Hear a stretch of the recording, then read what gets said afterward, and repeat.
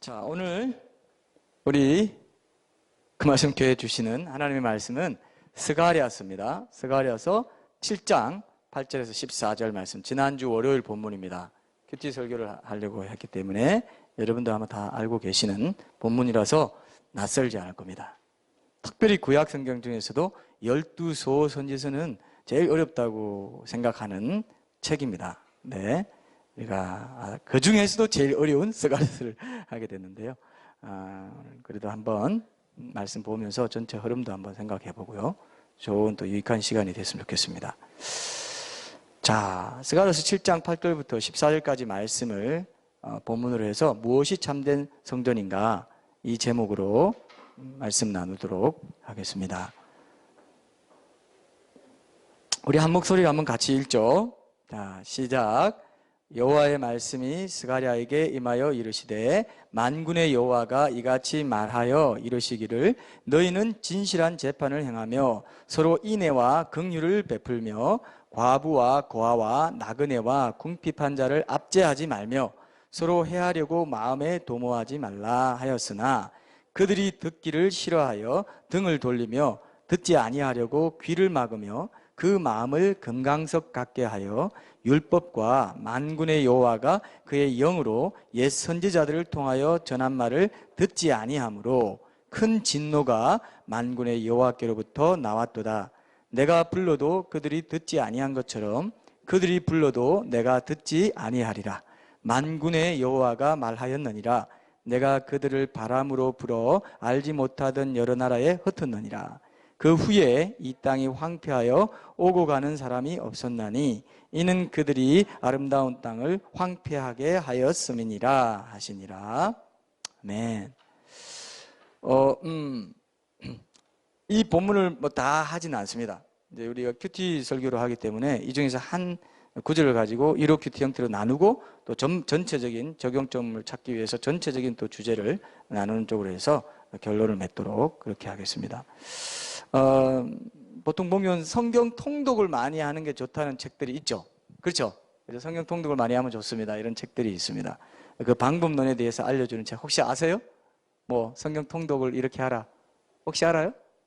성경 통독 뭐 몇 독을 할 수 있습니다. 100독 뭐 할 수 있습니다. 이런 식으로 하는 책들이 있는데, 자, 한번 물어봅시다.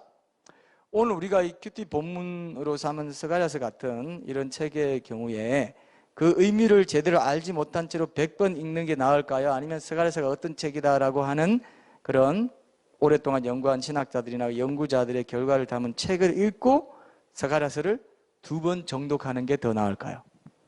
어떤 게 더 나을까요? 후자입니까? 전자입니까? 야, 여러분들은 어떻게 통일되네요? 연결돼요? 저도 그렇게 생각합니다. 많이 읽는 것 자체도 참 귀합니다. 굉장히 귀하고 좋은 건데요, 하나님은 올바로 이해하면서 읽기를 더 원하세요. 그래서 성경 뭐 100독했다 1000독했다 이게 중요한 게 아니라 한 번 읽어도 제대로 이해했느냐, 그 책이 어떤 책인지 아느냐, 이게 굉장히 중요한데, 사실 여러분들이 스가랴서를 본문에서 묵상을 진행하면서 느꼈죠? 그죠? 야, 이거 상당히 어려운 책이구나 느꼈죠? 그죠? 이거 쉽지 않은 책이구나 느꼈을 겁니다. 근데 이제 여러분들이 쭉 읽어왔기 때문에 그런 느낌을 가지고 계실 텐데, 근데요, 스가랴서는요, 어떻게 보면 굉장히 다이내믹한 책이에요. 왜냐하면 이사야서 다음으로 메시아이신 그 예수님에 대해서 가장 많이 예언해 놓은 곳이 스가랴서입니다. 여러분, 스가랴서 하면 어떤 말씀 떠올라요? 한번 생각해 봐요. 스가랴서 하면 어떤 말씀 떠올라요? 뭐 떠오르는 거 전혀 없어요? 스가랴서 머리 아픕니다 이거예요? 아니, 어떤 말씀 떠올라요? 떠오르는 거 한번 얘기해 봐요. 떠오르실 텐데 전혀 안 떠오르면은 제가 여러분 이런 말 떠오르죠? 뭐 능으로 되지 아니하고 힘으로 되지 아니고 오직 나의 신으로 되, 이런 거 들어봤죠? 그게 스룹바벨 얘기가 나옵니다. 스룹바벨아, 큰 산아, 네가 이제 스룹바벨 앞에서 평지가 되리라, 이런 말 들어봤죠? 부흥사들이 부흥 설교할 때, 부흥이 할 때 꼭 이런 말 잘해요. 스룹바벨 하면서 막 이게 저도 이제 기억이 나요. 이 말이 이제 굉장히 이제 사람들 많이 기억하는 말씀이고, 그 다음에 또 어떤 거 있어요? 또 어떤 거 있어요? 스가랴서 하면은 누가 등장하죠? 더러운 옷을 입고 누가 여호수아가 등장해요. 그게 어떤 뜻인지 여러분 아세요? 그게 굉장히 강렬한 환상이에요. 굉장히 강렬한. 그게 또 엄청난 복음을 갖고 있습니다. 이런 것들을 우리가 알아야 되는데 이걸 지금 우리가 잘 모르고 있고요. 그 다음에 스가랴서 14장에 보면요, 지상 재림하는 장면이 나와요. 예수님이 지상 재림하는 장면이 나오는데, 그 예수님이 스가랴서 14장에 보면은 그 예수님이 어떤 분으로 나오냐 하면요, 엄청난 묘사가 하나 있는데, 여러분 한번 14장 찾아봅시다. 스가랴서 14장. 그것부터 먼저 한번 보고 가도 좋을 것 같습니다. 스가랴 14장 한번 보겠습니다. 14장 1절부터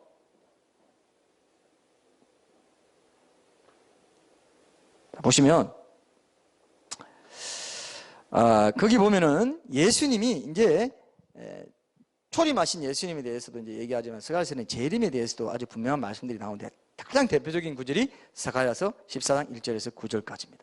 요한계시록에 나오는 16장과 19장에 나오는 인류 최후의 전쟁, 아마겟돈 전쟁의 그 상황에서 예수님이 이제 성도들과 함께 오는 거예요. 거기 보면 거기에 그런 말씀이 나오죠, 그죠? 14장 2절에 보면 내가 이방 나라들을 모아 예루살렘과 싸우게 하리니 하시면서 3절에 보세요. 그때에 누가 나간다 돼 있어요? 예수께서요? 여호와께서예요? 여호와께서 나간다 돼 있어요. 요한계시록에 뭐라고 돼 있다고요? 예수 그리스도가 온다고 돼 있는데, 그 여호와가 누구란 말입니까? 예수 그리스도란 얘기예요. 스가랴서에는 이렇게 딱 기록되어 있어요. 여호와가 곧 예수 그리스도다, 이렇게 얘기한 거예요. 자, 이게 이제 삼위일체의 하나님의 그런 신비와도 관계에 있는 거죠. 그러면서 보세요. 3절에 보니까 그때 여호와께서 나가사 그 이방 나라들을 치시되, 아마겟돈 전쟁에 예루살렘을 치러 온 아마겟돈 전쟁에 모여든 모든 이방 나라들을 쳐버린다. 이런 전쟁이 앞으로 일어나게 되어 있습니다. 자, 근데 그때 예수님이 성도들과 함께 재림하시는 그 5절 후반절에 보시면 그 사실을 정확히 묘사합니다. 자, 보세요. 우리 같이 한번 읽어보실까요? 자, 시작. 나의 하나님 여호와께서 임하실 것이요. 그 다음 뭐라고 되어 있어요? 모든 거룩한 자들이 주와 함께 하리라. 휴거대에서 올라간 자들이 지상 재림할 때 모두 같이 누구랑 같이 온다고 되어 있어요? 하나님, 주 하나님 여호와와 같이 온다고 되어 있어요. 예수님과 같이 온다고 되어 있는데, 그죠? 주 하나님 여호와가 누구라고요? 예수님이라고 되어 있어요. 스가랴서는 아주 독특한 표현을 하고 있습니다. 그러면서 어떻게 또 말하냐면요, 9절에 보세요. 9절에 보면은 여호와께서 천하의 왕이 되시리니 그날에는 여호와께서 홀로 한 분이실 것이요 그의 이름이 홀로 하나이실 것이다. 어때요, 여러분? 우리가 생각하는 그 예수님이 누구라고요? 여호와, 주 여호와 하나님이에요. 천국 가면 알게 될 겁니다. 그런데 삼위일체 하나님이에요. 그건 신비입니다. 분명히 구분되어 있지만, 이사야에서 보면 뭐라고 되어 있습니까? 이사야에서 보면 뭐라고 되어 있어요? 9장에 보면은 이 아들이 날 텐데 그의 이름은 기묘자라 모사라, 그죠? 그 다음에 전능하신 하나님이라 영존하시는 아버지라 할 것입니다. 그렇게 되어 있죠? 삼일체 하나님이 맞아요, 안 맞아요? 삼일체. 안 그러면 우리가 예수님을 오늘 막 높여드렸죠? 예수님 찬양하고 높여드리면 불경죄예요. 예수님이 하나님이 아닌데, 하나님 그분이 아닌데, 하나님의 본체가 아닌데 우리가 예수님 높이잖아요? 불경죄, 진성모독입니다. 이해되시죠? 예수님이 얼마나 굉장한 분인지 여러분 생각해봐요. 올해가 2016년 아닙니까? 그죠? 2016년 전에 실제로 이 땅에 오신 그 예수라는 목수, 구원이라는 뜻을 가진 예수라는 이름을 가진 그 목수라는 실존 인물이 온 천지를 만드신 하나님이시다 이거예요. 그분이 다시 재림하신다 이거예요. 보통 일입니까? 아닙니까? 보통 일이 아니죠. 그죠? 보통 일이 아니죠. 그 하나님이 나를 위해서 십자가에 처참하게 달려서 피 흘리시고 물 한 방울까지 다 쏟으시고 목마르다 하시고 머리에 가시 면류관 쓰시고 우리 머리로 지은 죄, 우리 가슴으로 지은 죄 때문에 창에 찔리시고 손발로 지은 죄 때문에 손발에 못이 박히시고. 못이 얼마나 굵은 못인지 아세요? 못이 어떤 못이냐면요, 여러분 사각못 알아요? 사각머리 못 알아요 혹시? 옛날에 큰 사각머리 못인데 사각이 있는 곳은 넓어요. 그리고 갈수록 좁아져요. 그 못으로 박았는데 손은 이쪽에 박아졌어요. 큰 못이니까. 근데 발로 밟을 때는 어떤 분이 그 책에 그렇게 썼어요. 자기가 수년대, 그게 패션 오브 크라이스트가 그 사람이 가서 그 다 환상보, 그 현지를 다 보고 적어 놓은 거, 그걸 보고 멜 깁슨이 영화화한 겁니다. 근데 그게 어떻게 되냐면요, 양쪽 이 발목은 모으기가 어렵기 때문에, 바로 받기 어렵기 때문에 먼저 모아놓고 송곳으로 판 뒤에 거기다가 대문 박았어요. 그걸 봤어요. 수녀가 봤어요. 그 현장을. 그 하나님이 으아! 하는 걸 다 봤어요. 그 하나님이 우리 하나님이죠. 그 하나님이 선지서에 나오는 그 하나님이세요. 여러분 어떻습니까? 굉장하죠? 이게 정말 사실이라면, 나를 모태에서 지은 그 하나님이 나를 위해서 돌아가신 게 진짜라면 우리는 그냥 넘기면 돼요, 안 돼요? 절대로 안 돼요. 나중에 엄청난 뒤탈이 있어요. 그죠? 엄청난 뒤탈이 있어요. 그분과 그의 아들과 입맞추라 그랬어요. 시편에 보면 화해해야 돼요. 예수님 통해서 하나님 아버지와 화해할 수 있도록 그렇게 하신 것입니다. 무천년설자들은 예수님이 감람산에 오신다, 아마겟돈 인류 최후의 전쟁 때, 아마겟돈 전쟁 때 감람산으로 오신다라고 되어 있는 것을, 예루살렘을 치러 오는 그 열방들을 물리치고 감람산에 재림하신다 이렇게 되어 있는데, 무천년설자들은 다 상징으로 보기 때문에 이렇게 말하더라고요. 예루살렘을 치러 온다는 것은 신약에 쓰는 교회를 말하기 때문에 마지막 때가 되면 예수님 다시 오실 때쯤에 교회가 세상 사람들의 공격을 받을 것이다. 어떻게 생각해요? 실제로 머깃도라고 저도 가봤어요. 성지순례 때 머깃도 갔는데 진짜 평원이 넓어요. 근데 그 안내하시는 분이 이러더라고요. 머깃도는 여기 아마겟돈이라고 인류 최후의 전쟁이 일어날 곳이라고 하는 곳이다. 머깃도. 저 실제로 봤습니다. 아마겟돈을 보고 온 사람입니다. 이게 얘기하면 좀 교만해 보이네요. 죄송합니다. 제가 실수입니다. 제가 아마겟돈을 보고 왔습니다. 실제로 있는 장소인데, 실제로 있는 전쟁인데 영적인 전쟁이고 제껴버려요. 그리고 실제로 감람산에 온다고 되어 있는데, 그럼 그걸 예수님이 감람산에 재림할 때 오셔야 되기 때문에 이스라엘이 2000년 동안 흩어져 있다가 1948년에 나라가 돼야 됐고, 나라가 회복돼 있어야 예수님이 감람산에 오신다 이렇게 되는 거예요. 근데 보세요, 사도행전 1장에 보면 찾아보지 마세요. 여러분 다 아는 얘기니까. 예수님이 감람산에서 승천하셨어요. 성전에서 보고 있는데, 제자들이 보고 있는데 천사가 나타나서 너희들 뭐 보니? 예수님이 이렇게 가신 그대로 다시 오셔. 감람산에 다시 오신다 이거예요. 그 스가랴서에 그 뒤에 보면요, 여러분 찾지 마세요. 감람산에 딱 내리면 감람산이 양쪽으로 쫙 갈라진다 이렇게. 감람산에 그의 두 발이 서실 것이요. 스가랴서에 다 나와요. 마치 요한계시록 보는 것 같아요. 근데 이 스가랴서가요, 스가랴서에 있는 환상이나 이런 게 요한계시록에도 나와요. 바벨론, 여자 나타나고 솥 안에 앉아있는 여자 이런 거 다 보시죠. 그게 바벨론입니다. 여자 바벨론. 그 망하는, 열국이 망하는 그런 광경을 담고 있는 것이고, 감람나무, 두 감람나무가 있다 돼 있죠. 그거는 이제 그 요한계시록에 나오는 두 선지자를 말합니다. 주 앞에 서는 두 감람나무라 했는데, 그건 참 감람나무, 돌 감람나무, 로마서 11장에 나오는 그 감람나무. 그래서 이방인 중에 한 명, 이스라엘 유대인 중에 한 명, 두 사람이 두 감람나무, 주 앞에서는 그렇게 이제 해석을 합니다. 그래서 이방인 대표 한 명, 또 유대인 중에 한 명 해가지고 두 선지자가 마지막 때 환란기 때, 교회가 휴거되고 나서 환란기 때 복음을 전할 것이다. 이스라엘의 유대인의 14만 4천 명과 함께. 근데 지금 신천지는 이방인이 14만 4천이 되는 줄 알고 난리를 치고 있는데 전혀 아닙니다. 상징으로 보니까 어디도 갖다 붙여도 되는 거예요. 원래는 뭐라고 되어 있습니까? 이스라엘 12지파 중에 14만 4천이 있다 했는데, 이방인을 거기 끌어다 붙여가지고 이방인이 14만 4천 명 차면 예수님 오시니까 어떻다고 하면서 지금 신천지가 굉장히 선전을 하고 다녔는데요. 성경을 바로 해석하면 전혀 씨알도 안 먹히는 해석입니다. 그런 것들을 여러분들이 이제 앞으로도 더 자세하게 배워 가시게 될 겁니다. 자, 봅시다. 자, 오늘 1호 큐티를 제가 한다고 했는데, 여러분들 이제 스가랴서가 얼마나 위대한 책인지, 초림과 재림에 대해서, 스가랴서는 원래 1장부터 8장까지는 성전의 중요성에 대해서 얘기한 거고요. 9장부터 14장까지는 예수님의 초림과 재림에 대해서, 특히 영원한 미래까지도 이렇게 조명하고 있는 책입니다. 이렇게 딱 나눠서 보면은 어렵지 않습니다. 7, 8장은 이제 교훈을 하는 거죠. 옛날에 불순종했던 그런 조상들과 같이 하지 마라 하면서 그 음식이 나를 위한 것이냐. 7, 8장에 그런 내용이 나옵니다. 인애와 공평 이런 말도 나오고요. 소선지서에서 주제로 삼는 게 인애와 공평이죠. 자, 어쨌든 오늘 이로 큐티하고 그 부분도 해서 결론을 맺도록 그렇게 하겠습니다. 여러분 좀 기대감이 생기십니까? 기대감이 생기세요? 기대감이 생겨야 더 좋은 걸로 드릴 수 있습니다. 이로 큐티를 여러분들이 하려고 노력하고 계시기 때문에 제가 하는 것도 좀 도움이 되었으면 좋겠습니다. 자, 그러면 이로 큐티 한번 보겠습니다. 오늘 우리가 함께 읽은 본문 가운데서 제가 개인적으로 묵상하는 가운데 마음에 와닿았던 말씀은 7장 13절 말씀입니다. 같이 한번 읽어볼까요? 7장 13절 말씀. 한 구절을 찾는다고 그랬죠?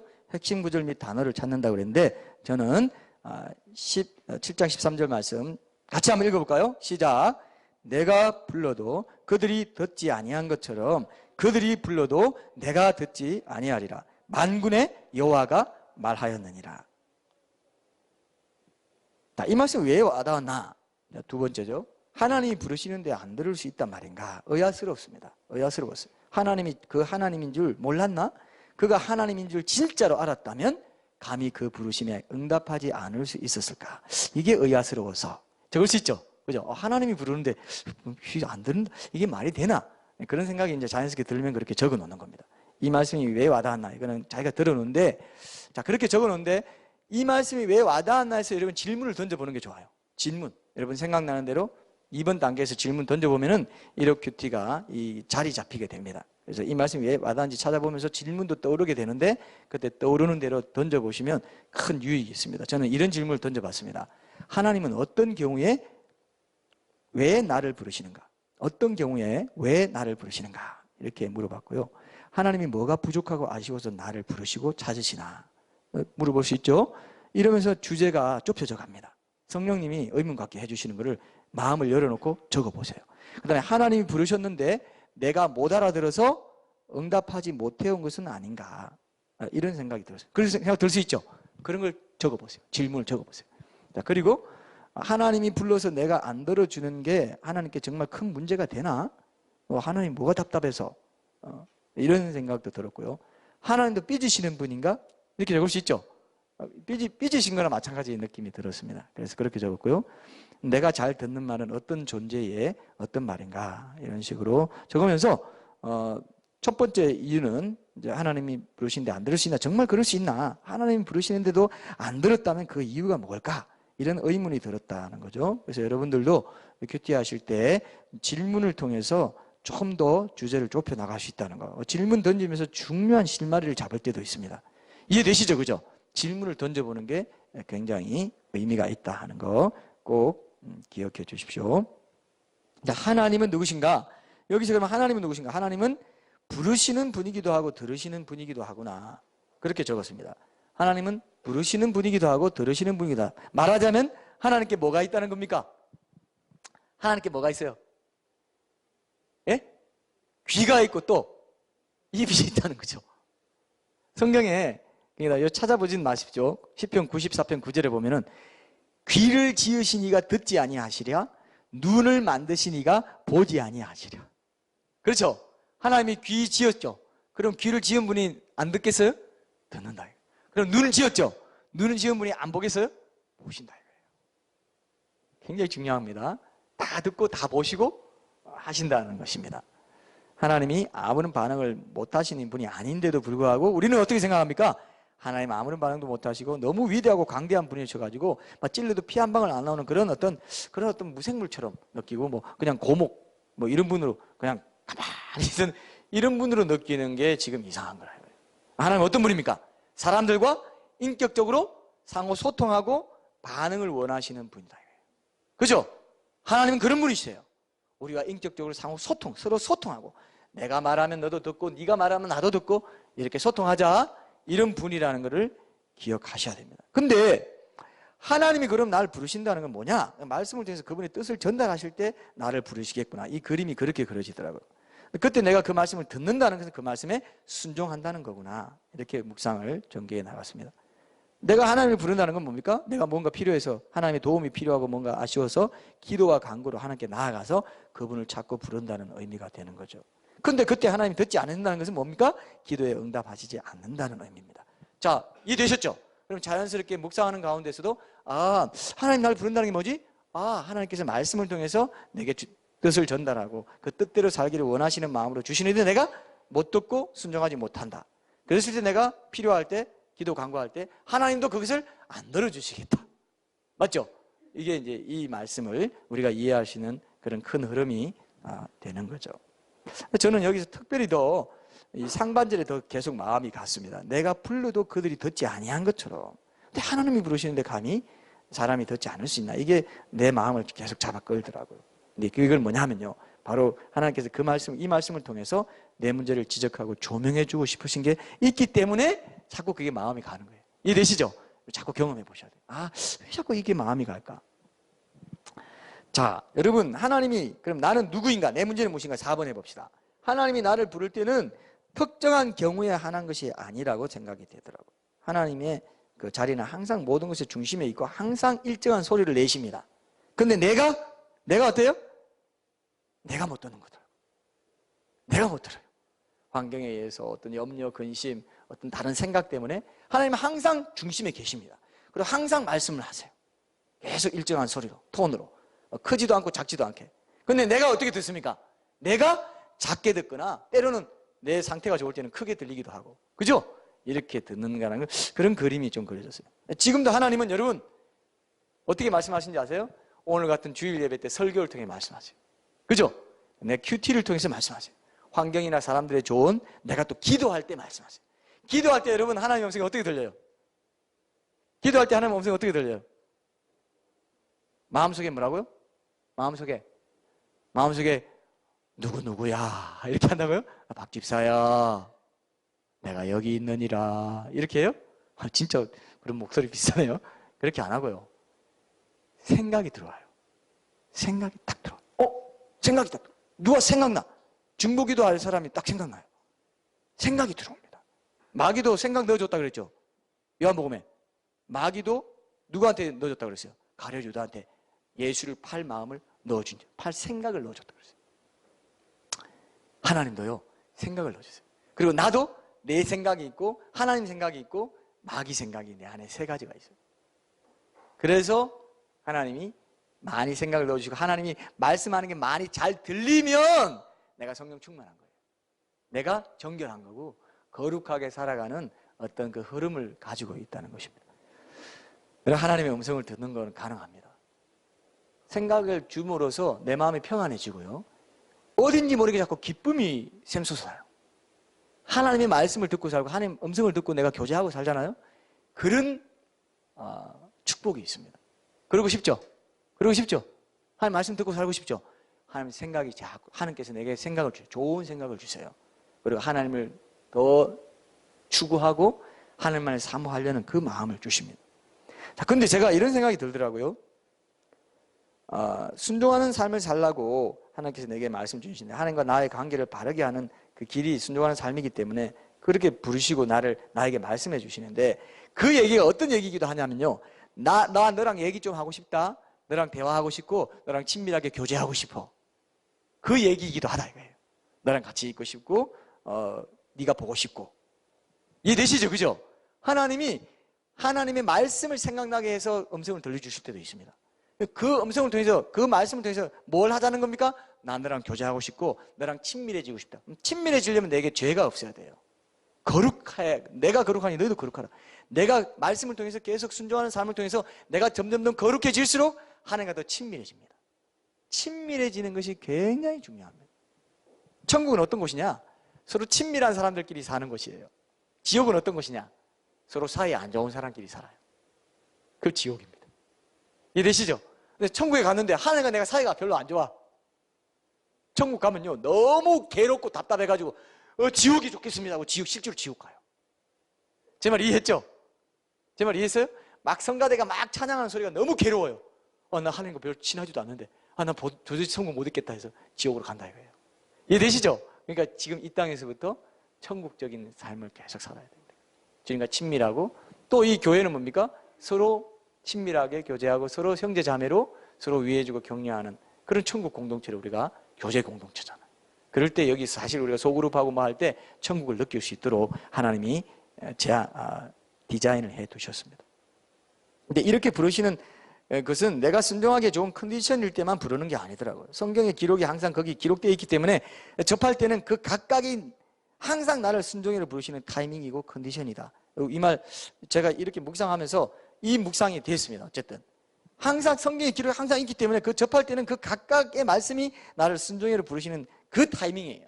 그 컨디션이에요. 그죠? 그렇기 때문에 내가 순종할 수 있도록 하나님이 이끄십니다. 계속 말씀하세요. 그래서 계속 말씀하신다 그래요. 내가 계속 얘기하세요. 하나님. 근데 내가 왜 못 듣느냐? 자, 내 문제입니다. 내 문제는 무엇인가?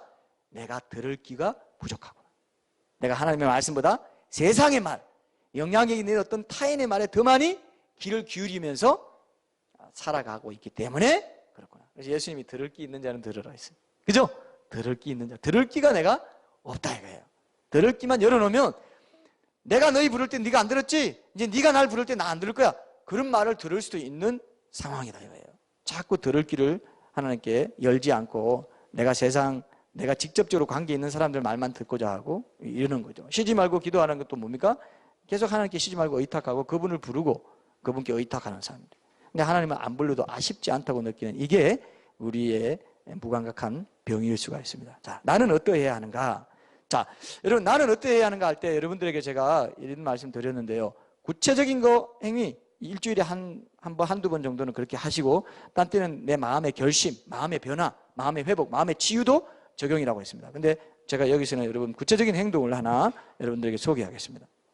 세상에 열려있는 귀를 조금이라도 구체적으로 닫아야 하나님께서 나를 부르시는 음성을 더 잘 들을 수 있겠다 이런 생각한 겁니다. 그래서 자, 하나님 부르시는 소리는 일정한데 내 귀가 세상의 소리에 더 많이 열려 있어서 그분의 음성보다 세상의 소리가 더 크게 들린다 이거죠. 그래서 제가 대표적인 것 하나로 세상의 소리를 내게 전달해 준 통로가 하나는 스마트폰을 생각하게 됐어요.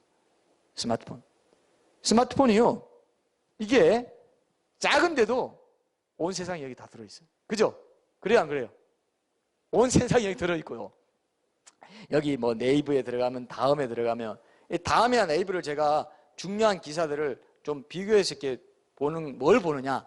댓글들을 비교해서 좀 봐요. 왜냐? 네이버랑 다음에 성향이 같다 다르다? 같다 다르다? 정말 달라요. 다음 네이버는 완전히 달라요. 그래서 여긴 중도 보수 좀 우파적인 게 네이버 성향이고요. 다음은 별명이 뭡니까? 좌음이라고. 좌쪽에 좀 있다. 또 이거 전파를 타면 뭐 내가 다음 댓글러인데 내가 왜 좌음이야? 이렇게 또 하면 안 되는데요. 어쨌든 일반적으로 그렇게 알려져 있습니다. 그래서 그런 거 보고 이제 세상의 뉴스도 그걸 통해서 이제 제가 확인도 하고 그건 필요하니까요. 내가 아는 사람들 갖가지 일들이 거기서 제게 말을 걸어오고 활동을 요구합니다. 그럼 세상과 소통하는데 이만큼 좋은 생산적인 도구가 있어요, 없어요? 없다 이거죠. 굉장히 생산적인 도구죠. 근데 세상에 중독시키는데도 이만한 권력이 없더라고요. 이게 이미 권력기관이야. 그래요, 안 그래요? 권력기관이다. 이게 이 작은 정부야, 이게. 작은 정부예요. 그래서 내가 이거를 컨트롤할 수 있어야 되겠다 이런 생각을 하나님이 하게 해주시죠. 여기서 들려오는 소리가 너무 많으니까. 여러분, 글을 읽는 것도 듣는 거라는 거 아세요? 속귀로 듣는 거예요. 그래서 우리가 하나님 말씀 읽을 때 사실 듣는 거예요. 오디오로 들을 수 있죠? 속귀로 들어요. 그래서 이런 말을 하잖아요. 묵상할 때 자기가 한번 읽어보라고. 그러면 내가 읽으면서 내 귀로 또 들으면 더 이중적으로 효과가 있다. 이렇게 사실 그렇습니다. 기억도 잘 되고요. 그래서 여러분 암송할 때 많이 읽어봐요. 많이 읽어보면 오늘도 우리 암송한 게 있으면 뭐 재판 이런 얘기 나오잖아요. 많이 읽어보면 더 잘 기억될 수 있습니다. 더 잘 암송할 수 있어요. 혹시 이거 아셨던 분 있어요? 선생님 중에 아셨던 분 있어요? 더 잘 기억. 많이 소리내서 읽어보면은 그렇게 많이 읽어본 뒤에 암송하면 더 좋아요. 효과가 있습니다. 이 노하우인데 별로 그렇게 좋아들 안 하시네요. 또 암송 열심히 하라는 겁니까? 이렇게 생각하실 수 있는데 한번 해보세요. 네. 자, 그래서 제가 현실적으로 변정전도 사역, 저는요 페이스북에 뭐 이렇게 막 트위터에 이렇게 뭐 사생활 이렇게 막 하면 이런 스타일이 아니거든요. 왜? 변정전도 사역, 변정전도에 대한 짧은 글들 올리고 변정전도 홈페이지에 있는 거 연결 링크해주는 일을 하기 위해서 제가 안 할 수가 없어요. 이게 그죠? 안 할 수가 없어요. 알려야 되니까 SNS에, 페이스북에, 트위터에 둘 다 똑같이 내가 트위터에 올리는 거 페이스북에 똑같이 올려요. 근데 이게 이제 안 할 수 없어서 하는데 가끔은 이것이 기도와 말씀에 전무하고 좀 조용하게 하는 게 머무는 부분에 제 이게 방해가 되더라고요. 될까요? 안 될까요? 실제로 돼요. 여러분 그렇죠? 여러분들 어쨌든 페이스북에 연결돼 있으면 봐요, 안 봐요? 보게 되고 뭐 하나 올리면 뭐 이렇게 반응도 또 지금 보게 되고 이게 이제 요게 특히 우리 자녀 세대들 스마트폰 잘못 중독되면요 제대로 생각 못 할 수도 있어요. 거기에 너무 매일 수 있어요. 자기 독립적인 생각하기 어려울 수 있어요. 영성 생활에 엄청난 영향이 있다라고 저는 생각합니다. 저는 이게 일이기 때문에 이걸로 목회도 하고 카톡으로 이게 일이기 때문에 저는 어쨌든 해야 되지만 자제해야 되겠구나 생각해요. 유기성 목사님이 언제 한번 설교할 때 이렇게 말씀하시더라고요. 유기성 목사님이 이렇게 말해요. 제가요 최근에 어떤 것들을 자제하기 시작했다 이렇게 말하면서 다음이나 이런 네이버에 뉴스에 들어가면요 이게 관련 뉴스 들어가서 한번 보긴 했는데 관련 뉴스 클릭하면서 들어갔는데 몇 시간이 홀라당 날아가 버려요. 그래요 안 그래요? 그럴 수 있죠? 그냥 포털 사이트에서 몇 시간을 그냥 날려버리니까 너무 아깝다. 이게 지나고 보니까 이게 너무 지금 어디 넘어간 것 같고 그죠? 여기 오세요. 이거 한번 클릭하세요. 이거 재밌어 보이죠? 여러분 그래요 안 그래요? 그 제목만 보면 이것도 가봐야 되겠는데? 그러다가 자기가 정해놓지 않으면요 그러다가 시간이 갈 수 있는 부분을 얘기하시더라고요. 그러면서 자기가 그 목사님, 유 목사님이 많이 자제하고 내가 컨트롤 하는 걸로 바꿨다 그러더라고요. 언제 하면은 아예 난 뉴스 안 본다. 어떤 경우는 그래서 어떤 분들은 또 뭐 스마트폰 금식 뭐 이런 것도 있죠. 사실 미디어 금식 뭐 이렇게도 하는데 여러분 이게 자 구체적인 행동을 말하는 거죠. 여러분도 한번 해보세요. 필요합니다. 저 같은 경우는 안 할 수가 없어서 이렇게 하기로 했어요. 여러분들에게 공약 아닌 공약을 하게 되는데 안 하면 저를 바로 찾아와서 저를 나무라하셔야 됩니다. 어떻게 하느냐? 제가 그때 많이 올리고 했습니다. 이제 그렇게 하지 않고 수요일과 금요일에만 올려야 되겠다. 단상이든 뭐든 수요일과 금요일 딱 정해가지고 그때 컨텐츠도 올리고 단상도 올려야 되겠다. 주시는 대로 이렇게 하겠다. 어떤 형태로 내가 그때 올리지 않고 모아가지고 그때 딱 올리고 딴 때는 하나님께 더 집중하고 사역에 기도와 말씀에 또 그런 데 더 집중하고 좀 조용한 시간을 내가 확보해야 되겠다. 이런 생각을 합니다. 컨텐츠도 저는 또 나름대로 다 보고 전부 다 이렇게 편집만 해가지고 사진과 함께 다 하기 때문에 어떤 거 좀 중요한 거 좀 긴 거 이런 거 하면 반나절이 완전히 싹 날아가 버려요. 이거 완전히 그냥 없어져 버려요. 근데 그런 것들을 제가 좀 더 자제해가지고 할 필요가 있겠다. 왜냐하면 여러분들 한번 생각해봐요. 여러분 어떤 것을 제가 여러분 지금 10초 드릴게요. 10초 드릴게요. 자, 여러분들은 만약에 이렇게 이런 것들이 중독되어 있는 것들 한번 하나님이 그거 한번 잘라내봐라. 그거 좀 자제해봐라. 어떤 게 있는지 한번 생각해봐요. 한번 적어보든지 어떤 형태 한번 해봐요. 자, 이게 우리가 이로큐티 어떻게 보면은 시설이기도 한데 여러분들이 당연하게 생각하지만 하나님께만 집중하지 못하고 하나님의 음성을 듣고 하나님께로부터 말씀 듣지 못하게 하는 어떤 것이 있을 거예요. 이것 때문에 하나님께 시간 내지 못하고 내 마음이 혼란스럽고 내 마음이 때로는 그저 침범당하고 마음의 성을 잘 지켜야 되는데 무릎 지킬 만한 것보다 네 마음을 지키라. 생명의 근원이 이에서 난다 했는데 사탄은 그걸 못하게 하려고 우리를 스마트폰이든 뭐 어떤 형태로든지 기호든 뭐 취미든 뭐 어떤 형태로든지 여러분들이 굉장히 좋아하는데 그것이 하나님을 만나고 하나님의 음성을 제대로 듣고 잠잠하게 조용하게 그런 시간을 갖고 깊이 하나님과 만나는 것을 방해하는 게 어떤 건지 한번 생각해봐요. 이해되시죠? 하나 정해요. 그게 1호 큐티입니다. 구체적인 어떤 내가 잘라내야 될 거. 그게 우상이 돼 있기 때문에 무상으로 작용하는 경우가 많아요. 그건 자기가 중독되어 있기는 잘 모르는데 하나님 말씀이 음성이 들릴 때 그걸 생각해 봐야 돼요. 하나님 계속 말씀하시는데 내가 못 듣고 있기 때문에 결국 순종하지 못해서 하나님 앞에 섰을 때 내가 이렇게 많이 너에게 말해줬다. 이걸 통해서 저걸 통해서 미디어를 통해서 사람을 통해서 환경을 통해서 너 환경이 그때 그랬지? 그런데 이런 상황이었지? 그때 내가 이 말을 해주고 싶었던 거야. 그때 너는 듣지 않더구나. 이렇게 되는 거예요. 그죠? 이런 것들이 많이 있습니다. 한번 생각해 봐요. 뭐가 여러분 마음을 지금 요즘 쥐고 있고 좌우하고 있고 마음에 더 하나님의 음성을 듣는 것보다 더 내 마음에 쏠리게 하는지 더 매력적인지 이런 걸 한번 찾아봐요. 없습니까? 있다 없다만 말해봐요. 네, 있으면 나중에 공개하십시오. 우리끼리 만났을 때. 자, 분명히 있다고 했기 때문에 요 한 사람만 하면 돼요. 저는 한 사람만 팹니다. 예. 자, 종합하면은, 자, 개인적으로, 저는 이제 요거는 1호 큐티 형식으로 했고요. 어쨌든 이제 개인적으로 제가 전체적으로 좀 적용을 해보면은, 제가 개인적으로 하나님이 나를 부르신다고 느낄 때는 하나님 말씀을 묵상하거나 기도할 때인 것 같아요. 제가 아까 말했죠. 그죠? 그때 내 마음에 하나님께서 가장 많이 말씀하시는. 언제 하면 제가 기도하고 있는데 하나님 이렇게 말씀하세요. 생각을 넣어준다고 그랬죠. 하나님 이렇게 말씀하세요. 내 앞에서 행하라. 이건 제가 말한 것도 아니고 사탄이 말할 수도 없는 거죠. 그죠? 하나님께 집중하고 있는 시간이니까. 그래서 여러분, 묵상할 때 왜 하나님의 생각, 하나님의 음성을 제일 잘 들을 수 있냐면은, 묵상할 때 하나님의 말씀에 조용한 시간에 조용하게 집중하고 있기 때문에 하나님의 생각이 내 안에 들어오기가 제일 쉬워요. 이해되죠? 근데 그런 시간을 정기적으로 안 갖는 사람은 하나님의 생각에 익숙해지지 않아. 육신적인 생각, 사탄이 주는 어떤 뭐 쾌락지향적이고, 세상에서 뭐 이렇게 뭐 좀 잘 어떻게 좀 잘 놀았다는 소리, 뭐 잘 먹었다는 소리 어떻게 들을 뭐 방도가 없을까? 늘 그런 생각하면서 그렇게 되기 쉬워요. 육신적으로 흘러가기 쉬워. 근데 하나님이 주신 생각은 그것만 해도 하나님과 같이 있기만 해도 너무 좋다, 행복하다, 기쁨이 있다. 이런 쪽으로 계속 하나님이 나를. 근데 그게 진짜 기쁨과 평안을 줘요. 믿습니까 이거? 진짜 기쁜 거. 어디 세상에서 아무리 해봤자 내 영혼을 못 채워요. 절대 못 채웁니다. 육신 잠깐 그냥 기쁘게 해주는 것밖에 없지. 지나고 나면 허무합니다. 그죠? 권사님, 지나고 나면 다 허무하죠. 육신적인 쾌락은. 아닌 것 같지요. 아닌 것 같이 저를 쳐다보면서 뭐 너 인생 안 살아봤냐?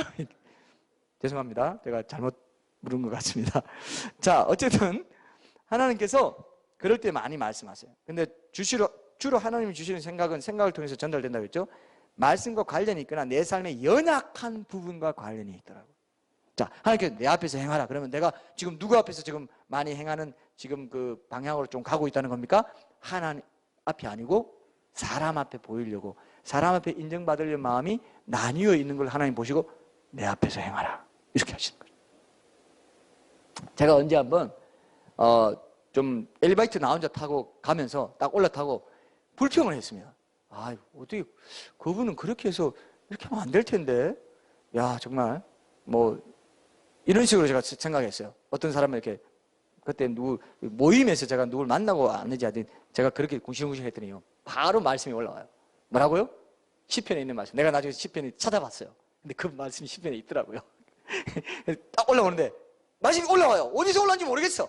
생각으로 딱 올라와요. 그래서 불평하지 말라. 행하게 치우칠 뿐이라. 정말 정확히 들었어요, 제가. 여러분, 이걸 들어야 돼요. 그게 하나님 자녀입니다. 생각으로 말씀을 주세요. 아니면 하나님 말씀을 그럼 귀에 크게 울리면서 우웅 하면서 말씀이 들립니까? 그건 아니고, 음성이 그렇게 안 들리고요. 마음의 생각으로 딱 떠올라요. 그러면 하나님, 불평하지 말라. 행하게 치우칠 뿐이라. 찾아봤더니 정확히 그 말씀이 있더라고요. 시편 제가 몇 편인지 지금 기억이 안 나네요. 성경에 있는 말씀인 것 같다 해서 제가 찾아봤습니다. 자, 여러분, 큐티를 하는 목적은 바로 그거예요. 하나님과 동행하고, 내가 부르고 있어. 부르는데 너 듣냐? 듣는다는 순종하냐? 이 말입니다. 내가 부르는데 계속 부르고 있는데 나는 못 듣고 있어. 심각해요, 안 심각해요? 심각한 겁니다.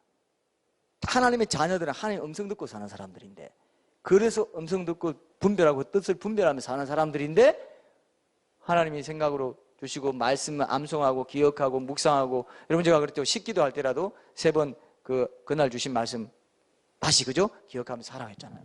그런 식으로 계속 할 때 하나님이 말씀의 영으로, 하나님의 영으로 인도하세요. 계속 그 말씀이 부딪히게 하시고, 말씀을 통해서 내 삶을 돌아보게 하십니다. 회개케 하시고. 이거를 여러분 처음부터는 잘 안 됩니다. 그러나 우리는 계속 이걸 강조할 거예요. 이게 평생의 제자 훈련이기 때문에. 그렇습니까, 여러분? 이게 제일 중요하기 때문에 이걸 놓지 않을 겁니다. 전 교회가 이렇게 간다는 걸 알면은, 이 시스템 속에 있으면 자기도 계속 하게 됩니다. 계속 듣기 때문에. 자, 조그만 죄라도 방치하면은 하나님이 하나님과의 친밀함에 금이 가듯이 영향이 간다는 걸 느끼게 돼요. 민감해집니다. 죄에 민감해져. 그래서 서먹서먹해집니다. 임재의식이나 기쁨, 마음에서 샘솟다는 어떤 평안이 위축돼 버려요. 하나님이 굉장히 죄에 민감한 분이라는 것을 제가 하나님과 동행하면서 동약을 소원하면서 제일 많이 느끼게 되고 배우게 된 것은 하나님이 죄에 민감한 분이다. 또 반대로 하나님을 기쁘시게 해드리기 위해서 작은 거 하나 결단해서 행하는 것을 하나님이 굉장히 크게 보십니다. 제 말 이해되죠? 하나님이 별거 아니야 그거. 야 그거 다 하는 건데 그렇게 안 보세요. 내가 잘 안 하고 잘 안 했던 거, 내가 항상 이렇게 반응했던 걸 다르게 반응하는 것에 대해서 하나님이 이야 고맙다. 굉장히 너 잘한 거다. 난 그걸 느낍니다. 난 그걸 느꼈어요. 하나님이 작은 거 이렇게 순종한 거 있잖아요. 여러분 제가 지금 스마트폰 이것도 작은 것일 수 있어요. 내가 이렇게 하겠습니다. 그러나 하나님이 이야 내가 기대한다. 너 이제 좀 그걸 봤구나. 내가 계속 말했는데 네가 듣지 않더라. 그렇게 해야 순종하는 삶으로 가는데 네가 듣지 않더라. 내가 계속 말했는데 내가 널 계속 불렀어. 이 말씀을 통해서 내 뜻을 전달했는데 안 듣더구나. 근데 이제는 반응이 있구나. 아이고 반갑다. 이렇게 합니다. 이해되죠? 이해돼요 제 말? 이해되죠? 이해돼야 돼요. 이렇게 해보십시오. 그럴 때 내가 교회 와서 주일 예배 드리고 교제하고 매일 큐티하고 하는 것도 의미가 있죠. 하나하나 이렇게 차곡차곡 세워진다는 느낌이 드는데 아이고 또 이거 해야지. 월요일 안 해야 되니까 이거 하나하나 해가야지. 의무감으로 숙제를 하면 그게 뭡니까? 그게 바로 소선지서에서 말하는 그게 뭡니까? 형식적인 제사신앙이에요. 소선지서에서 항상 형식적, 마음 없이, 중심 없이 이사야서에 나오죠. 야 재물 가지고 뭐 하는 거? 아이고 냄새 난다. 아이고 싫어. 너희 마음이 없는 거 보기도 싫다고 그랬어요. 보기도 싫다고 그랬어요. 예를 들면 제사신앙 뭔가 바로 오늘 예배 드리는 게 제사예요. 성전이 왜 중요해요? 성전이 왜 중요했습니까? 성전을 통해서 제물 드리고 제사 지내가지고 하나님과 소통이 열리고 하나님과 친밀한 관계를 맺고 그분의 도우심을 받게 되고 그분과 동행하고 임재의 영광을 맛보기 때문에 성전이 중요하다 해서 성전 바벨론 포로는 귀환돼가지고 1차로 귀환해 서룹바벨을 통해서 귀환했을 때 그때 5만 명이 귀환했어요. 스가랴서는 그때 2년 동안 지었습니다. 근데 사마리아나 주변 나라들이 반대해가지고 중단됐어요. 15년인가 16년 동안 중단됐는데 그때 학개와 스가랴를 보내가지고 아니다 성전이 얼마나 중요한데 우리 신앙이 중요하고 하나님의 임재의 영광을 맛보려면은 성전이 중요하다 해가지고 성전 지으라고 촉구하는 게 학개와 스가랴입니다. 맞습니까 여러분? 기억나시죠? 근데 왜 성전이 중요하냐? 그 제사신앙 때문에 제사를 드리고 제물 드리고 그걸 통해서 하는 것에 소통이 열리기 때문에. 근데 여러분 똑같습니다. 이 신약시대에 성전은 뭐냐? 교회거든요. 주님이 몸된 교회. 그래서 예수님이 이 성전을 네가 뭐 42년 동안 지었는데 네가 뭐 3일 동안 일으키겠다고? 내가 이 성전 다 헐브라 3일 만에 일으키리라. 뭡니까 그게? 주님의 몸된 성전, 교회, 신자들의 모임을 일으키겠다 했죠. 맞죠 여러분? 성전 내가 진짜 성전 일으키겠다. 그래서 여러분 제가 아까 스가랴서 하면 뭐 생각난다 그랬죠? 스룹바벨 생각난다 그랬죠? 스룹바벨아 큰 산이 평지가 되리라. 장애물이 없어지고 스룹바벨 네가 대장으로 왔는데 5만 명의 유대인들을 데리고 성전을 건축하게 된다. 건축해라. 이렇게 한 거예요. 이게 그냥 있는 게 아니고 제 말 잘 들으세요. 스룹바벨은 예수님의 조상이고 직계 조상이고 다윗의 후손이에요. 메시아 계보에 있어요. 그럼 누구를 상징합니까? 스룹바벨이. 누구 상징해요? 예수님 상징하죠. 그 예수님이 성전을 일으키고 진정한 성전을 수축하게 된다는 걸 예언한 거예요. 근데 우리 부흥사들은 뭐 어떡합니까? 스룹바벨아 큰 산아 평지가 돼. 여러분 앞에 삶의 장애물이 있습니까? 하나님 믿으십시오. 하나님 신앙하시면 하나님이 평지되게 해주십니다. 장애물 걷어내 주십니다. 이 정도로 그냥 은혜 설교하고 말면 돼요 안 돼요? 돼요 안 돼요? 전체 스가랴서 주제랑은 다르다 이래요. 스가랴서는 뭡니까? 메시아에 대한 예언이 이사야서 다음으로 많아요. 작은 책인데도 소선지서로는 상당히 또 깁니다. 이런 걸 봐야 돼요. 그 다음에 또한 뭐 나온 김에 봅시다. 여호수아가 더러운 옷을 입고 한 그 내용이 나오지 않습니까? 3장에 나오죠. 거기 보면은 여호수아가 대제사장이에요. 근데 더러운 옷을 입고 하나님 앞에 서 있어요. 근데 사탄이 대적을 합니다. 참수하고 대적하고. 근데 이게 뭡니까 이게 도대체? 그러면 사탄을 꾸짖으면서 저 벗겨가지고 아름다운 옷, 좋은 옷을 입혀. 깨끗한 옷을 입혀요. 여호수아는 여러분 누구냐 하면요, 여호수아 대제사장이 입는 옷에는 이스라엘 백성의 이름이 적혀 있습니다. 여호수아는 대제사장은 이스라엘 백성 전체를 대표해요. 그런데 그 전체를 대표하는 사람이 죄인의 모양으로 서 있습니다. 그런데 예수님이 와서 십자가로 어떻게 했습니까? 죄를 사해 주셨죠? 그게 지금 구약의 복음이에요.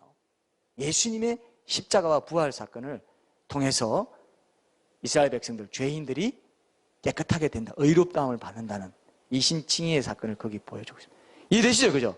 그게 이제 우리가 그냥 그거 없이 보면은 이 스가랴서 전체 주제가 메시아의 그 초림과 재림과 그분이 이루실 복음의 사건들, 이걸 갖고 성전이 회복되는 것을 통해서 그분이 그래서 결국 성전을 건축한다. 그럼 이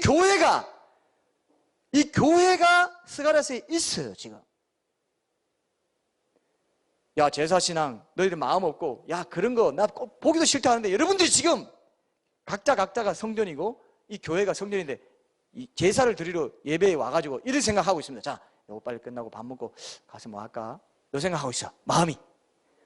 제가 어제 우리 큐티 리더들하고 식사를 했는데, 보리밥, 비빔밥에 청국장을 먹었어요. 근데 그 식당 이름이 마음은 콩밭이더라고요. 진짜 절묘하게 마음은 콩밭에. 지금 여기 마음은 여기 있는데 여러분 마음이 뭐 형식대로 드리고 뭐 원래 뭐 찬양하고 기도하고 다 순서대로 하고 또 밥 먹고 우리 속으로 할 거니까 나 다 알아. 매너리즘에 빠져가지고 다 하는 건데 뭐 때우는 거야. 그러면 하나님이 지금 스가랴서 선지서에서 얘기한 거 똑같이 네 마음이 여기 없고 나는 네가 정작 필요해서 날 부를 때 난 듣지 않을 거야. 이해되시죠? 예배 드리는 거 똑같아요. 왜? 여기 성전이니까. 이 교회가 성전이니까. 예수님이 일으켰어요. 십자가 죽으신가 부활로. 여러분, 교회가 크든 작든지요. 그래서 교회가 얼마나 귀한지. 오늘 우리가 무엇이 참된 성전인가 했잖아요. 교회는요. 이 교회 하나 얻으려고 하나님이 온 인류 역사를 지금 이끌어가고 계세요. 뭐 오바마라든지 뭐 히틀러 뭐 네로 황제부터 시작해가지고 모든 뭐 노벨상 수상자니 뭐 맨부크상 요즘 이번에 누가 새로 받았죠? 세계적인 상. 그 상 받고 뭐 세상을 다 사실 솔직히 말하면 껍데기고 진짜는 뭐라고요? 교회라는 이 신부, 이 어린 양의 신부 하나 건지려고 이 온 세상, 온 우주 역사를 이끌어가고 있어요. 이해되십니까? 고린도전서에 그랬잖아요. 온 세계가 다 너희 것이라고. 너희는 그리스도의 것이고 그리스도는 하나님의 것입니다. 여러분, 교회의 영광을 좀 보게 됩니까? 보게 돼요? 보게 되면 한번 웃어보세요. 이렇게. 야, 이 정도입니까? 별로 기대가 없으시고 마음은 콩밭에 가 있어요. 지금 다. 콩밭이 뭡니까? 밥 먹는 데가 있어요. 밥 먹는 데. 콩밭이 생각해보니까 콩밭이 그게 청국장 맞더라고요. 청국장 콩으로 만들죠? 그래서 마음은 청국장이 있어요. 마음은 청국장이 있어요. 죄송합니다. 네. 자, 그래서 하나님께서 우리를 순종하라고 부르십니다. 성전 삼으세요. 너희가 성령의 전이다. 이렇게 말씀하십니다. 누구든지 성전을 공격하고 허무는 자를 하나님이 멸하신다. 교회를 이렇게 귀하게 보신다는 거죠. 제가 가끔 딸한테 뭐라고 이렇게 말 시키면은 안 하고 미적거리다가 이렇게 하는 경우가 있어요. 부모 똑같죠, 그죠? 근데 기분이 좋을 때는 자신이 좋아하는 거 시킬 때는 어떻게 합니까? 애들이 미적대요, 안 미적대요? 뭐 냉장고 가서 뭐 먹을 거 가져와라. 뭐 이런 거 할 때는 미적될까요, 안 미적될까요? 바로 뛰어가서 가져옵니다. 죄송합니다. 네. 그러나 여러분, 우리 모습이에요. 우리 딸만 말하는 게 아니라 내 모습이더라고요. 내가 좋아하는 거 시키면 잘합니다. 그러면 이제 야, 씻고 자라, 이제 뭐 쓰레기 같이 버리러 가자 그러면 기분에 따라 잘 듣기도 하지만 미적거리기도 한다 이거예요. 근데 여러분, 부모가 자녀한테 말을 했어요. 말했는데 미적거리고 있다. 순간 굉장한 긴장감이 올라오지 않던가요? 부모들 어때요? 권사님, 내가 말했는데 생각하면서 순종을 안 해. 그러면 어색합니다. 그러면서 어떤 생각이 드냐? 내 말이 땅에 떨어지는구나. 비참하구나. 이렇게 생각될 수 있습니다. 오늘, 예. 자, 어쨌든, 하나님도 똑같아요. 하나님도 내가 말했는데, 미적거리고, 내가 듣긴 했는데, 오늘 설교 듣긴 했어. 오늘 내가, 목사님은 스마트폰 뭐 어떻게 그렇게 한다는데, 나는 뭘까? 에이, 뭐, 다음에 또 생각하지. 그러면 그게 분명히 말했는데 니는 듣지 않았다. 네가 정작 아쉬워서 막 나한테 기도로 강구로 막 하나님 아쉬워서 막 할 때는 내가 안 들을 거야. 응답 못 해줘. 이렇게 될 수 있다는 거죠. 그죠? 오늘 말씀이 그거잖아요. 하나님은 훨씬 더 존귀한 분이죠. 내가 누구냐? 널 만들고 온 세상과 우주를 짓고 경영하고 있는 주인이고 왕이다. 너는 지금 도대체 누구 얘기를 듣냐? 누구 눈치를 보냐? 그래, 날 무시하고 살겠다고? 그럼 한번 살아봐! 이렇게 하신 게 바로 지금 우리의 마음고생, 염려, 불안, 근심, 걱정인 거죠. 하나님이 되시려면 내가 그분을 하나님으로 존중해 드릴 때 내게 진정 하나님이 되시더라. 안 그런 사람에게는 하나님이 있으나 마나예요. 그죠? 하나님은 말씀이시고 말씀을 듣고 순종할 때 하나님이 내 하나님이 되시고 내가 그 하나님의 혜택을, 하나님 주신 혜택을 누릴 수 있습니다. 이해되십니까? 굉장히 중요한 핵심이에요. 소선지서, 선지서, 대선지서 다 합쳐도 순종이 제사보다 낫다. 네가 아무리 제사 드리고 예배 드리고 해도 순종하는 것보다 못하다. 이렇게까지 얘기해도 말을 듣는 건 많이 듣긴 많이 들었어. 듣기만 했어요. 듣는다는 건 뭡니까? 순종한다는 거거든요. 듣기는 많이 들어요. 요즘 사람들이 인강이라고 하죠, 여러분. 저 인강을 누구한테 배웠냐? 우리 정자매님한테 배웠어요. 옛날에 인강 몰랐어요. 근데 내가 인강 많이 듣고요. 인강? 눈치로 알아차렸어요. 인터넷 강의구나. 인강 많이 듣고, 인강 아니에요. 인동이죠, 인동. 인터넷 동영상. 인동을 또 얼마나 많이 듣는지 눈이 엄청 높아져 있어요. 많이 들었어. 근데 듣고 순종치 않았다. 그러면 결국 뒤에 뭡니까? 네가 부를 때는 내가 들을 수가 없구나. 성경 전체가 이걸 말하고 있어요. 솔직히 말해서.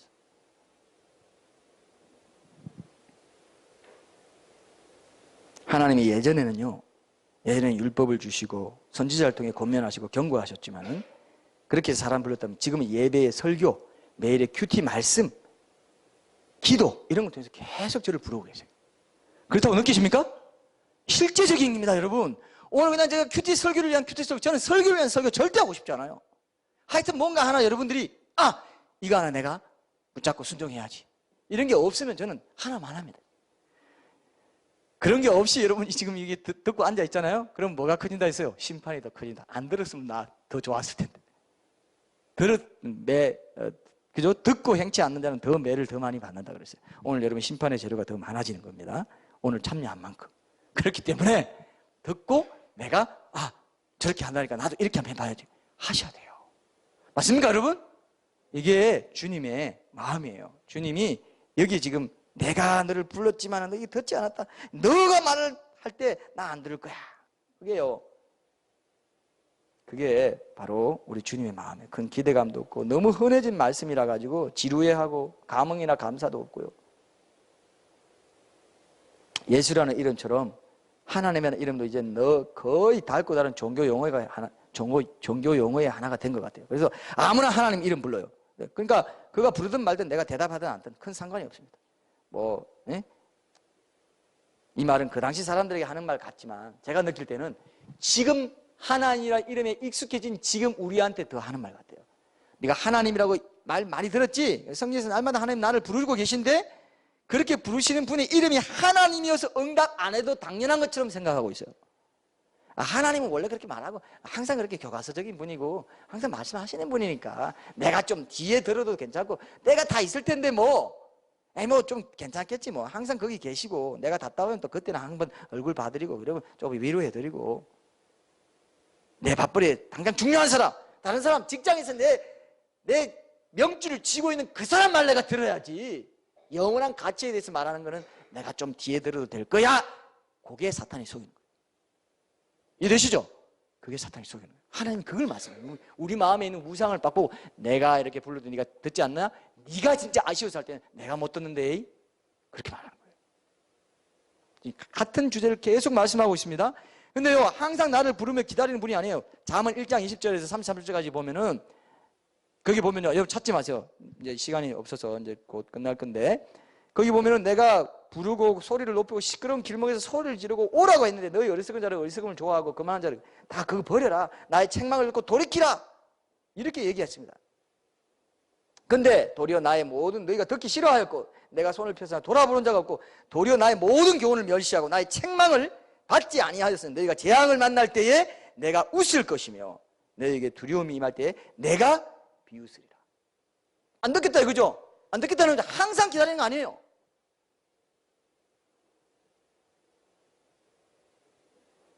너희가 지식을 미워하며 여호와 경외하기를 즐거워하지 아니하며 나의 교훈을 받지 아니하고 나의 모든 책망을 업신여겼습니다. 그러므로 자기 행위의 열매를 먹으며 자기 꾀에 배부르리라. 어리석은 자의 태부는 자기를 죽이며 미련한 자의 안일은 자기를 멸망시키려니와, 중요합니다, 오직 내 말을 듣는 자는 평안히 살며 재앙에 두려움이 없이 안전하리라.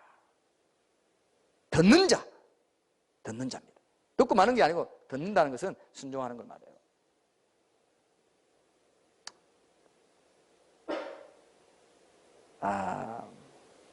여러분, 굉장히 중요한 거죠. 소선지서에서도 하나님께서 우리 저기 한번 보세요. 앞에 보시면 7장, 그 앞에 한번 보고 우리 결론을 맺읍시다. 그 앞에 보시면 7장 앞에 보시면 인애와 공평이란 말이 나오고 재판한다는 얘기 나오죠, 그죠? 거기 만군의 여호와가 9절 한번 보세요. 만군의 여호와가 이같이 말하여 이르시기를 너희는 진실한 재판을 행하며 서로 인애와 긍휼을 베풀며 가부와 고아와 그죠? 나그네와 궁핍한 자를 압제하지 말며 서로 헤아리고 마음에 동요하지 말라. 이 재판은 히브리어로 보면 공의라는 뜻이 있습니다. 공의와 정의입니다. 미시파트라고.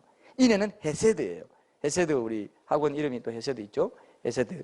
그래서 이 인애와 공평을 행하는 것, 이게 소선지서에서 제일 중요하게 보는 겁니다. 소선지서가 이제 뭐 율법과 믿음의 상관관계도 보고 믿음의 삶을 살 거를 얘기하고 하는데 제일 중요한 거예요.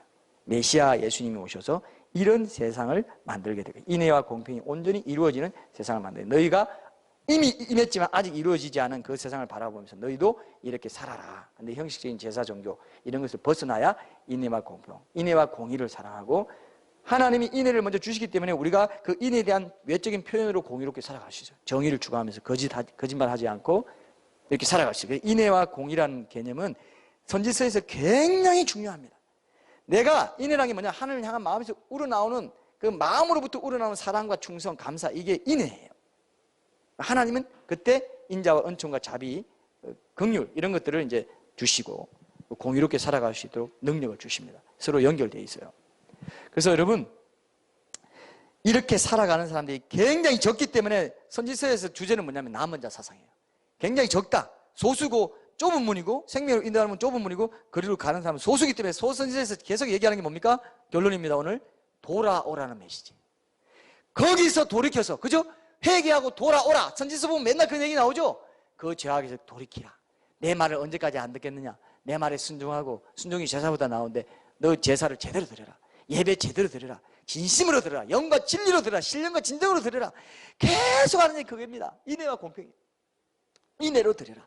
충성스러운 사랑으로 드려라. 마음과 외적인 이 표현과 삶이 일치되라.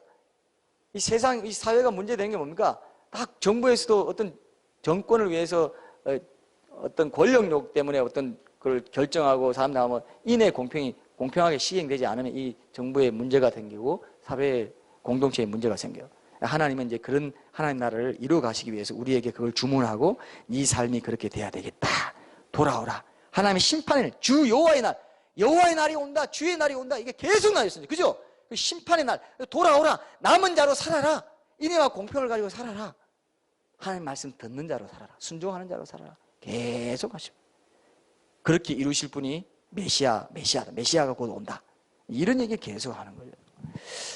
그런 면에서 이 스가랴서를 보시면 교회 공동체의 중요성도 알게 되고 성전이 그렇게 중요하구나. 성전을 통해서 하나님이 말씀하시는구나. 이런 것도 여러분들이 이제 알게 되죠. 그래서 예배가 곧 사실 말씀 선포가 제가 그렇죠. 찬양 기도 이런 거를 성전 뜰과 성소에 지나서 지성소에 가면 이제 말씀이 선포되는, 이게 지금 지성소에서 말씀 선포되는 겁니다. 그걸 듣고 하나님 말씀 듣고 이 공동체가 있기 때문에 하나님 말씀이 선포되고 유지되고 보호됩니다. 그래서 그 말씀교회 공동체가 굉장히 중요한 거죠. 각 교회가 다 중요하죠. 두세 사람이 내 이름으로 모인 곳에는 나도 그들 중에 있다. 이건 성전에 임하신 하나님 임재의 영광입니다. 나도 그들 중에 있다 이거예요. 그죠? 두세 사람 모인 곳에 모임이 중요한 거예요. 공동체가 중요합니다. 혼자 떨어져서 신앙생활 못한다 이거예요. 하나님 뭐라고요? 공동체에 참여해라. 거기 말씀을 듣고 말씀으로 교제하고 이것을 통해서 너희들이 하나님의 임재의 영광을 맛보는 너의 성전됨을 이룰 수 있고 네가 성전으로 지어져 갈 수 있다. 이해됩니까? 교회 공동체의 중요성으로 내가 결론을 내고 싶어요. 그 말씀 교회는 그 말씀이 선포되는 공동체입니다. 하나님만 믿으면 되지 교회 나가야 돼? 이렇게 말하는 사람이 있는데요. 그럼 성전 공동체 몰라서 그래요. 여러분 새 예루살렘이 요한계시록의 새 예루살렘이 평지인가요? 입체입니까? 정육각면체죠. 왜 그런지 아세요? 오늘의 결론입니다. 새하늘과 새 땅, 새 예루살렘이요 입체예요. 왜냐? 성전이라서 그래요. 성전이 엄청나게 2400km 이쪽 2400, 이쪽 2400, 2400km면 얼마나 넓습니까? 그죠? 왜 그렇게 지었냐? 에덴에서부터 그 다음에 그죠? 족장의 제단, 아브라함의 제단에서부터 모세의 성막, 그 다음에 솔로몬의 성전, 그 다음에 지금 성전이 훼손되니까 성전 재건하고, 그 다음에 그 성전 재건한 그 성전의 모형이 예수님이 3일 만에 내가 성전 일으키라. 교회가 오순절에 교회가 탄생하고 그 교회 시대가 7 성전 안에 있는 7 등잔이 7 교회 시대, 금초 때 7 금초 때로 바뀌어가지고 그 7 교회 시대가 진행되고 있고 지금 라오디게아 교회 시대, 마지막 교회 시대. 부하다고 하지만 속은 벌거벗었고 가난하고 눈물어 있는 시대라고 합니다. 정확해요. 지금 정확해요. 여러분 이게 소름 돋아야 돼요. 이게 소름 너무 돋으면 또 밥맛이 없어지니까 적당히 돋아야 되는데, 자 여러분 이게 오늘 결론입니다. 하나님이 7 성전 안에 있는 그 아까 봤죠? 그게 지금 마지막 끝에 있는 그 시대에 내가 지금 성전의 한 일부로 살아가고 있다 이거예요. 근데 하나님 앞에 어때입니다. 뭐 예배 맨날 드리는 거, 이거 뭐 중심 없이 인애와 공평가 없어. 뭐 그런 거 원래 그렇잖아요. 원래 뭐 예배 드리는 거 아니에요. 하나님, 야, 나 오늘 주일 예배 안 받았다. 네 재물 안 받았어. 네 제사 안 받았어. 형식적인 제사신앙. 그래서 내가 선지자를 그렇게 많이 보냈는데 그래도 세상 우상 숭배하고 바알 좋다고 하고 다산 풍요 다산 세상의 영에 빠져 살더라. 난 보기도 싫어.